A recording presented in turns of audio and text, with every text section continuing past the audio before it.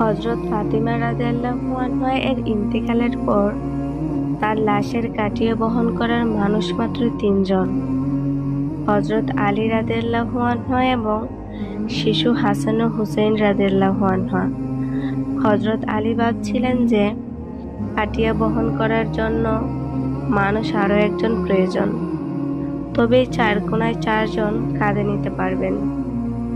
এমন সময় হযরত আবু যর গিফারি রাদিয়াল্লাহু আনহু এলেন ও খাটিয়ার এক কোণা বহন করলেন।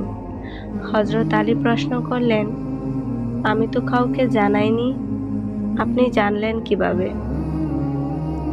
হযরত আবু যর গিফারি রাদিয়াল্লাহু আনহু বলেন, আমি আল্লাহর রাসূল সাল্লাল্লাহু আলাইহি ওয়াসাল্লামকে স্বপ্নে দেখেছি। তিনি বললেন, হে আবু যর, আমার ফাতিমার লাশ বহন করার লোকের অভাব, তুমি গিয়ে একটু ধরো। হযরত আবু যর গিফারি রাদিয়াল্লাহু আনহু কবরের কাছে গিয়ে বললেন, হে কবর, আজ তোমার মধ্যে কে এসেছে জানো? দুজাহানের বাদশাহের মেয়ে, হযরত আলীর স্ত্রী, হাসান ও হুসাইনের মা, জান্নাতের সর্দারনী। খবরদার, কবর বেয়াদবি করো না। আল্লাহ কবরের জবান খুলে দিলেন।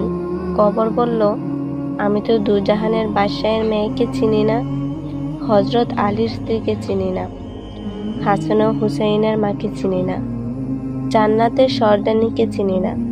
আমি শুধু চিনি ঈমান ও আমল।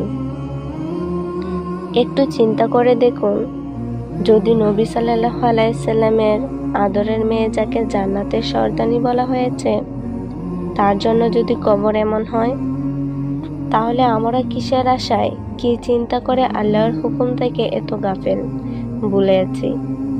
আল্লাহ আমাদের সবাইকে ঈমান ও নেক আমল দিয়ে কবরে যাবার তৌফিক দান করুন। আমিন সুম্মা আমিন।